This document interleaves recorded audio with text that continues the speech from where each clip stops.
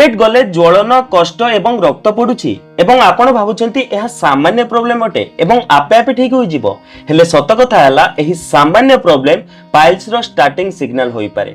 बहुत लोग केवल क्रीम एवं टैबलेट रो प्रयोग करी पेन को दबेई दियंती हेले जेते पर्यंत मोशन सॉफ्ट हेबो नाही सेते पर्यंत पाइल्स को ठीक हेबारे चांस मिलिबो नाही। आजिरो वीडियो रे मु आपनको देखाइबी 7 डे सिंपल सपोर्ट प्लान जहा प्रेशर को कम करी थाए बर्निंग एवं पेन को सूट करी थाए एवं बॉडी को भीतरु हिल हेबारे हेल्प करी थाए। वीडियो को शेष जाय निहाती देखंतु कारण वीडियो शेष रे मु एमिते एक कॉमन मिस्टेक विषय कहबी जहा पाइल्स को आहुरी अधिक बिगाड़ी दिए। किछि दिन तळे जने भाई मते कमेंट करी कहिले कि भाई टॉयलेट गले बहुत अधिक ज्वलन हेउछि एवं बेले बेले रक्त भी पडुछि। डॉक्टर कहिले पाइल्स अछि एवं सेति पई मु क्रीम यूज करूछि एवं मेडिसिन भी खाउछि फଳରେ कष्ट अल्प कम हेउछि किंतु जेमिति मोशन हार्ड हेउछि प्रॉब्लम पुणी स्टार्ट हे जाउछि अर्ष काले बिगड़ी जीवो सेति पई डर भी लागुछि। मु तांको केवल गोटे कथा कहिली कि जेते पर्यंत प्रेशर एवं हार्ड मोशन को कंट्रोल करिवे नाही सेते पर्यंत पाइल्स हेल हेबार चांस मिलिबो नाही। तापरे मु तांको आजिरो एही 7 डे सपोर्ट रूटीन फॉलो करिबाकू कहिली एवं धीरे धीरे तांकर पेन एवं बर्निंग मैनेजेबल हेबाकू लागिला। सेही 7 डे सिंपल सपोर्ट प्लान आज मु आपनकू सिखाइबी। बंधुगण सर्वप्रथमे गोटे कन्फ्यूजन क्लियर करिबा। अधिकांश लोक भाबिथांती पाइल्स रो अर्थ जखम अटे एवं क्रीम लगेले ठीक होई जिवो किंतु एहार रियल प्रॉब्लम जखम तो अधिक हार्ड मोशन एवं प्रेशर रो होई थाए। जेबे स्टूल हार्ड होई जाय तेबे टॉयलेट रे जोर लगेबाकू पड़ी थाए एवं सेही जोर भेन्स रे स्वेलन उत्पन्न करे फଳରେ पेन बर्निंग एवं बेले बेले ब्लीडिंग स्टार्ट होई जाय। मॉडर्न साइंस एहाकू कहिथाय increased pressure plus hard stool एवं आयुर्वेद एहाकू कहिथाय बात ड्राइनेस प्लस स्लो डाइजेशन अर्थात जेबे पेट सुखी जाय एवं स्लो होई जाय तेबे मोशन ड्राई टाइट एवं पेनफुल होई जाय। सेति पय जेते पर्यंत आमे मोशन को सॉफ्ट करिबा नाही एवं प्रेशर को कम करिबा नाही सेते पर्यंत आपण जहा भी ट्रीटमेंट करंतु प्रॉब्लम बारंबार रिटर्न आसी थाए। आज मु आपनको जेउ 7 डे सपोर्ट रूटीन प्लान कहिबी ताहा पेन को दबाए नाही बरंग रूट कॉज उपरे काम करि थाए अर्थात मोशन को स्मूथ बनेबा एवं हिलिंग हेबाकू टाइम देबा। आजरो एही 7 डे पाइल सपोर्ट प्लान पाई आपनको ना कोनसी स्ट्रांग मेडिसिन रिस्की पाउडर बा एक्सपेंसिव सामग्री रो आवश्यकता पड़िबो केवल 3 रु 4 टी सिंपल इंग्रेडिएंट्स रो आवश्यकता पड़िबो जहां आपनको सहज रे मिलि जिवो। एथि पई आपनको प्रथम सामग्री रो आवश्यकता पड़िबो ताहाटे इसबगोल। इसबगोल स्टूल पई कुशन भली काम करि थाए। एहा पानी को धरी स्टूल को सॉफ्ट बनै थाए एवं इंटेस्टाइन को इरिटेट बिना मूवमेंट को स्मूथ करि थाए। सेथि पई पाइल्स रे एहा सबुटु सेफ एवं ट्रस्टेड ऑप्शन माना जाय।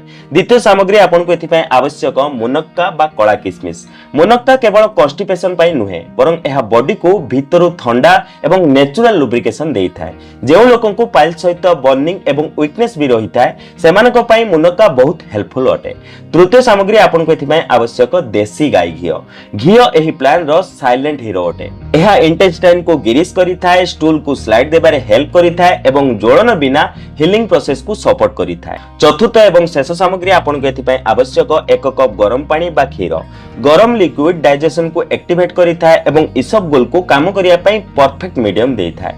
एथिरो मोशन नेचुरली इजी होई जाय। बंधुगण एही रेमेडी पेट को जबरदस्ती चलाय नाही बरं शरीर को नॉर्मल रिदम को आनिबारे सहायता करी थाए। बंधुगण सर्वदा मने रखंतु एही प्लान रो फायदा तेबे मिलिबो जेबे ठीक उपाय एवं ठीक टाइम रे एहार सेवन करा जिवो।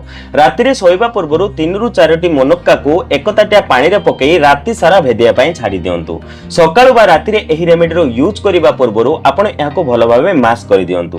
एबे गोटे खाली कप नियंतु एवं सेथिरे 1 चामच इसबगोल पकांतु। तापरे आपण सेथिरे आधा चामच देसी घियो पकांतु। एबे सेथिरे 1 ग्लास गरम क्षीर मिसांतु।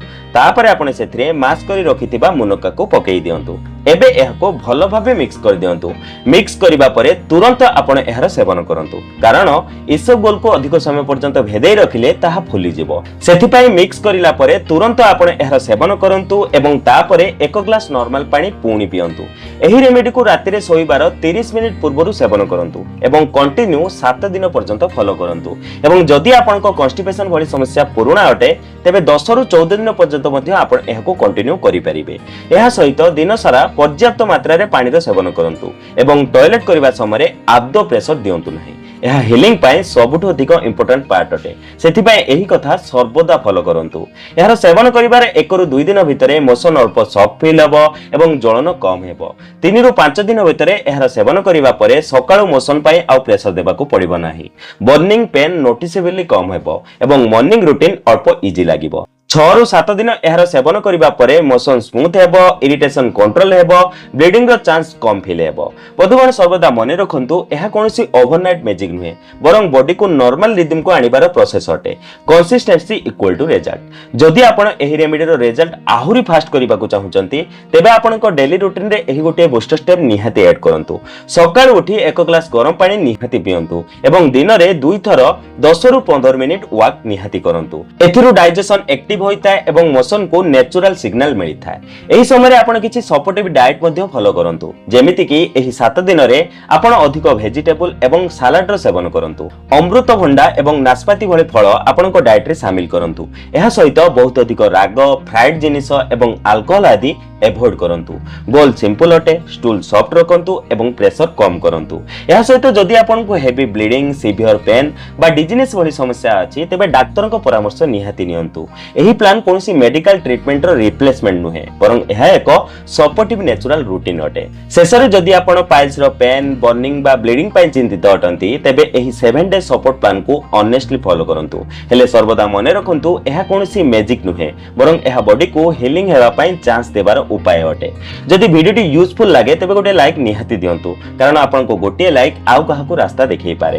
एवं एही वीडियो सेहि मानक सह शेयर करंतु जे माने चुपचाप एही प्रॉब्लम रे सफर करूछंती एवं कमेंट रे लेखंतु पाइल सपोर्ट, कारण मते जेमिति जणा पड़िबो एही टॉपिक हेल्प करूअछि एवं मु एही प्रॉब्लम उपरे आहुरी प्रैक्टिकल वीडियोस बनै पारे।